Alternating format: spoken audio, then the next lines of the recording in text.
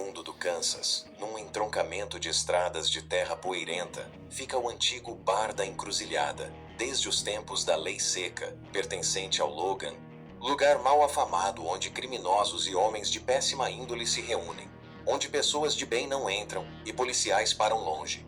Nesse antro de criminosos e trapaceiros, alguns adoram escutar as velhas histórias contadas pelo Logan.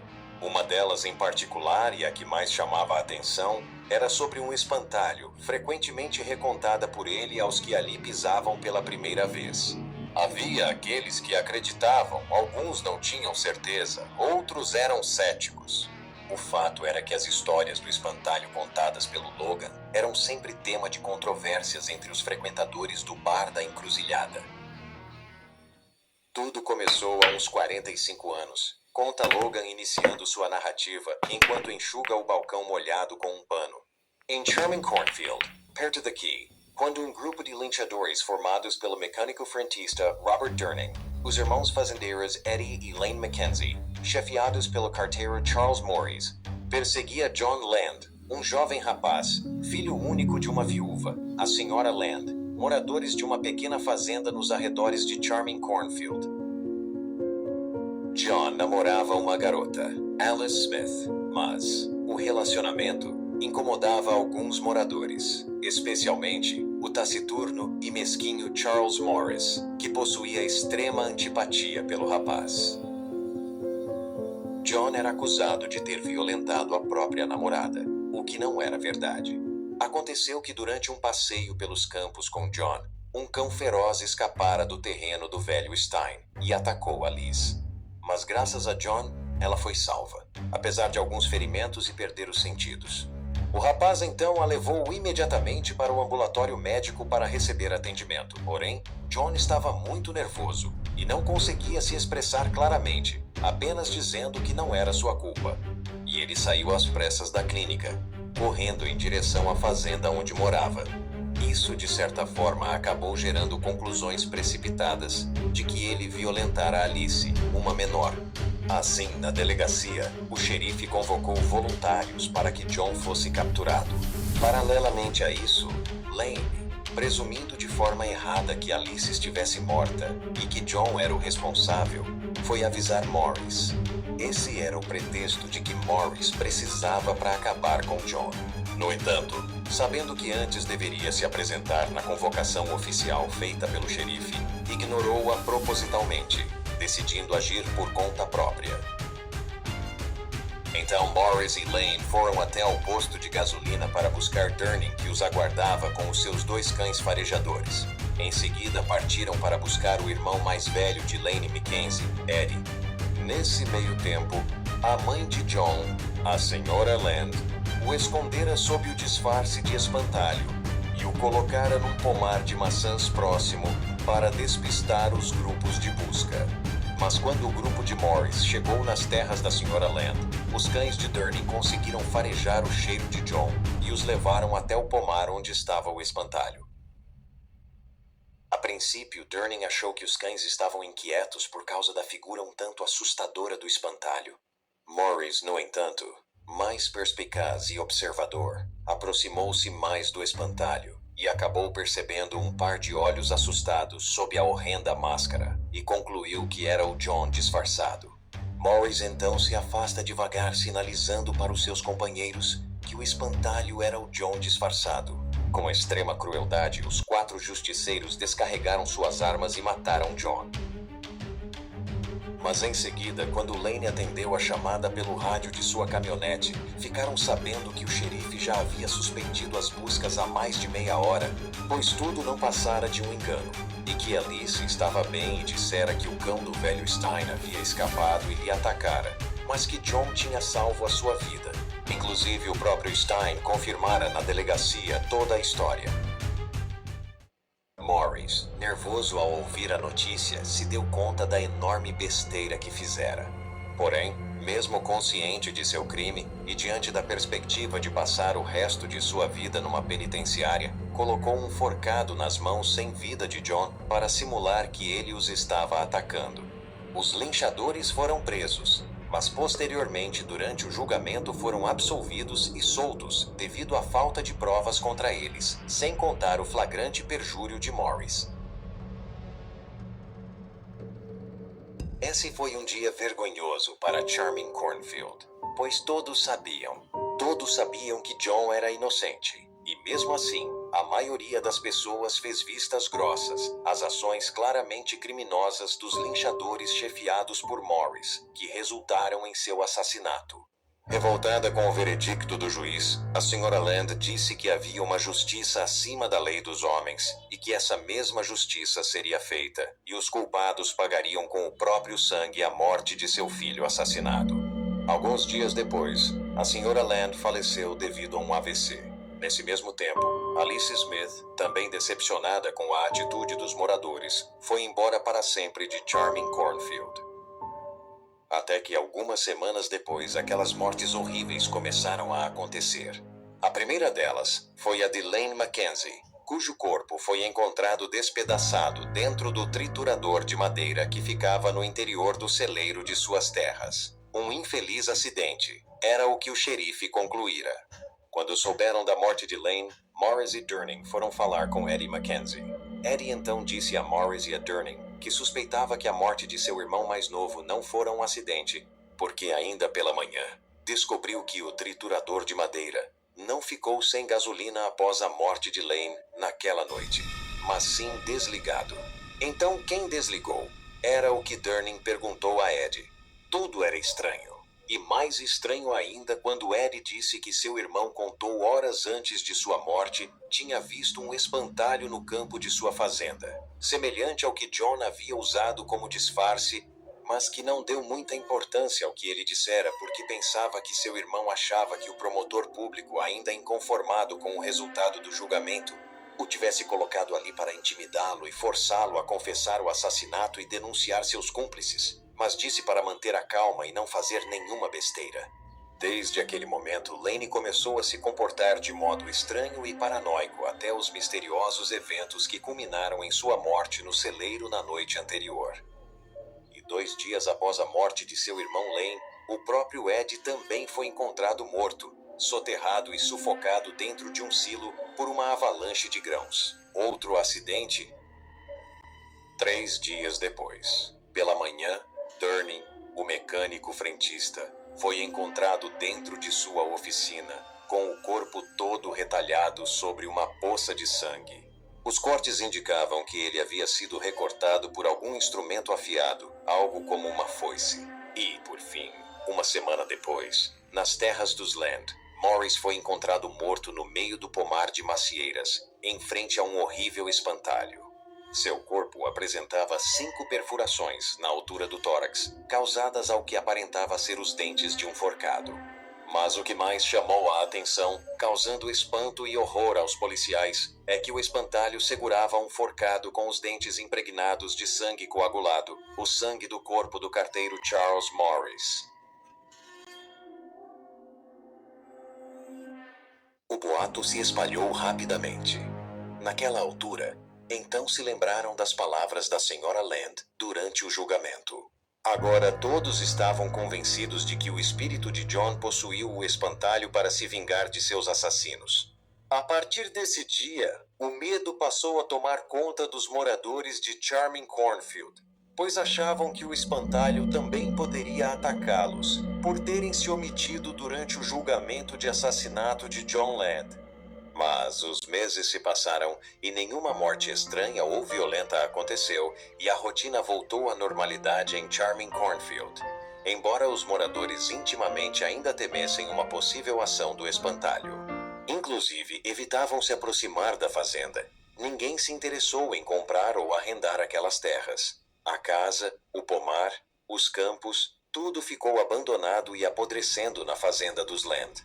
Aconteceu que, um dia, um grupo de universitários desmiolados de Lawrence chegou na cidade e resolveu acampar justamente nas terras da fazenda, mesmo sendo aconselhados pelos moradores a não fazerem. Naquela noite, enquanto os rapazes e as moças, sob o efeito do álcool e da maconha, dançavam e cantavam, o espantalho surgiu e causou uma carnificina sem precedentes. Resultado: 12 mortes. Algum tempo depois, 2 assaltantes de banco que fugiam desde Kobe acabaram se escondendo ali. Na manhã seguinte, os corpos dos 2 foram encontrados completamente retalhados. Dizem até hoje que o espírito de John ainda possui o espantalho macabro e permanece guardando a fazenda. Com a foice ou o velho forcado, acaba com todos que se atrevem a invadir seus domínios. As Terras dos Land. E assim, Logan termina a narrativa sobre o caso do espantalho tenebroso. Houve um breve silêncio, e somente se ouvia a música que saía na máquina jukebox nos fundos do bar, quando então, um dos frequentadores que estava encostado no balcão, um sujeito de chapéu no melhor estilo country, e entre um gole de cerveja e outro, fumava um charuto. Olhando para o Logan, ele disse com uma fala lenta, arrastada, denunciando um inconfundível sotaque texano: "Olha, Logan, não me leve a mal não, mas eu não engulo essas historinhas bestas desses country folk. Eu também não boto fé não, isso daí é tudo fake. Vocês aqui do Kansas adoram inventar esse tipo de coisa", disse concordando o outro forasteiro, também texano, um rapaz de boné que o acompanhava, e ao que parece era seu primo. "Ah, sim, e vocês lá do Texas se acham muito corajosos, não é mesmo?", devolveu Logan com um tom sarcástico e sereno, levantando risadas pelo bar. Ele continuou: "Aqui é fácil ser corajoso. Eu queria ver essa coragem toda era lá, nas terras dos Land." "Ah, é? Pois eu vou lá e trago esse espantalho e ainda taco-lhe fogo. Então, Logan, aceita a aposta?" "Aposta aceita. Fechado. Eu e o meu primo Boyle vamos até lá. E se trouxermos o espantalho, você morre em $5.000, ok?" "Ok. Aqui está o meu dinheiro", disse Logan, casando $5.000 no balcão. "E aqui o meu", devolveu Frank, também casando outros $5.000 no balcão. "Todo mundo é testemunha", disse Frank, chamando a atenção de todos. E ainda acrescentou: "Tá valendo até as 4 da madrugada. Vamos nessa, Boyle." "É isso aí, primo. Vamos mostrar como fazemos lá no Texas." Então Frank, acompanhado de seu primo, dirige sua picape até o local. Percorreram uns 8 quilômetros, até chegarem na entrada da velha fazenda dos Land, há muito abandonada. Desceram da picape e seguiram a pé, passando pela antiga casa, até chegarem à entrada do pomar de macieiras, quando pararam para observar os arredores. Boyle então fala: "Agora é só a gente ficar enrolando por aqui sem entrar nadinha, e depois retornamos para recolher a grana do trouxa." "Que nada, Boyle. Vamos até o fundão do pomar. Aposta é aposta. E não tô te entendendo. Afinal, você não tá acreditando naquela invencionice do espantalho, tá?" Parecia que todo o entusiasmo e coragem de horas antes de Boyle ficara lá no bar do Logan. Agora ele tentava esconder o medo que lhe percorria na espinha. "Mas, Frank, vai que a história seja verdadeira? Sabe?" Antes que Boyle concluísse, Frank o retrucou e, procurando convencê-lo, disse: "Tudo fake, como dizem, primo. Tudo fake. A não ser que você bote fé na história ridícula do Logan." "Sei lá, Frank. Afinal, esse espantalho, essa história, devem ter aparecido de algum lugar." "Só cascata. Vai ser moleza pegar aquela grana toda. Relaxa." E assim, Frank e Boyle começaram a percorrer o pomar de macieiras, embrenhando-se cada vez mais. De repente, Frank começou a gritar: "Ei, espantalho, onde você tá? Estamos chegando." "Porra, Frank. Pra que toda essa gritaria?" "Eu, hein? Parece maluco." "Maluco pra colocar a mão naquela grana, isso sim", disse Frank, dando uma leve gargalhada. Os dois continuaram a percorrer pelo pomar até que finalmente avistaram ao que parecia ser um espantalho velho suspenso num pequeno pilar de madeira. "Veja, Frank." Foram se aproximando mais. De frente para a horrível figura, Frank e Boyle olhavam. Muito impressionado, Boyle disse: "Caramba! Olha só isso, Frank. Esse é o espantalho mais aterrorizante que eu já vi. Ainda assim, é só um boneco de pano cheio de palha e feno como qualquer outro. Nada demais. Viu só como era tudo exagero do Logan primo, retrucou Frank, aparentando não estar nem um pouco impressionado. Tem razão. Mas, e agora? O que vamos fazer? Ora, vamos tirar Lu daí e levar-lo até o bar e esfregar na cara daquele caipira idiota e catar toda a grana. Só preciso de fumar um charuto antes.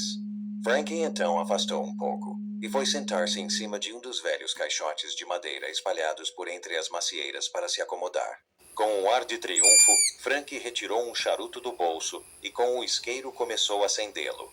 Enquanto fumava o charuto, ficava pensando na reação do Logan quando fosse encarar a derrota, a humilhação na frente dos outros e ainda por cima ganhando a grana mais fácil que ele teve em toda a sua vida.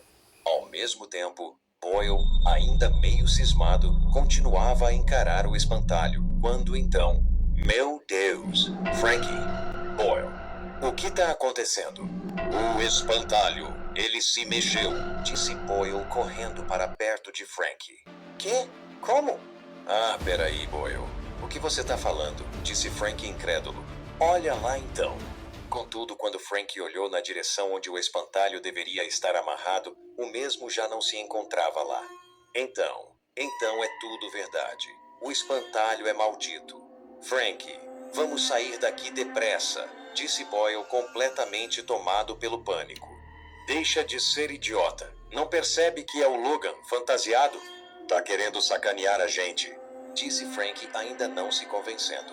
Como é Logan vai ficar escondido? Então o espantalho surge de trás das sombras das macieiras e para a poucos metros de Frank e Boyle. Enquanto seu primo está mudo, petrificado pelo pavor, Frank, ao contrário, continua firme, sem hesitação. Parado aí, Logan. Perdeu a aposta e agora vem apelar, é? Tire essa fantasia horrorosa e pague a grana que me deve, porra. Mas, fosse o Logan fantasiado, como Frank pensava, ou não, o fato é que o espantalho ignorou as suas ameaças e continuou a se aproximar dele cada vez mais. Tá de gracinha, é? Ok. Coma chumbo então. Frank atirou 1, 2, 3 vezes.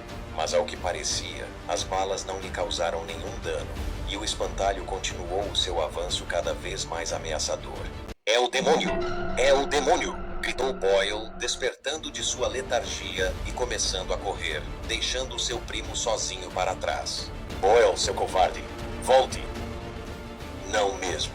Boyle correu feito louco, sem parar. Atravessou a escuridão e as terras dos Land, quando chegou meia hora depois ao pé, sujo gritando histericamente. Gente, eu juro que vi, o espantalho. Eu avisei. Duvidaram da minha história, não? Agora você tá aí se borrando todo. E o Frank ficou lá, atirando naquela coisa feito maluco. Então Boyle contou tudo o que havia acontecido. Logan ficou refletindo por alguns instantes toda a situação, quando então disse: aceitar essa aposta foi estupidez da minha parte. Alguém me acompanha até lá? Quem sabe o Frank ainda esteja vivo? E assim, um pequeno grupo de voluntários acompanha o Logan até a fazenda dos Land. A picape de Frank permanecia parada em frente à entrada. Então prosseguiram pelo caminho da velha fazenda. É claro, todos ali estavam com medo.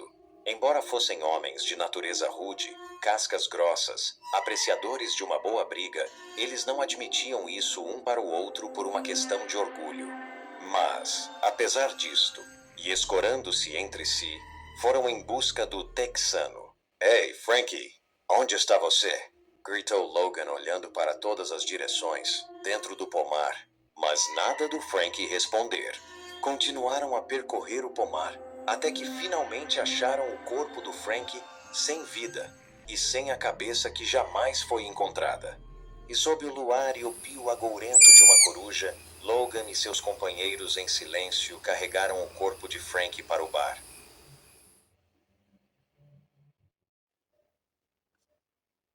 Algum tempo se passou, e lá no bar do Logan, lugar mal afamado onde criminosos e homens de péssima índole se reúnem, onde pessoas de bem não entram e policiais param longe, como antes mencionado, mais uma terrível história do macabro espantalho era contada. Porém, agora, ninguém mais duvida. Ninguém aposta.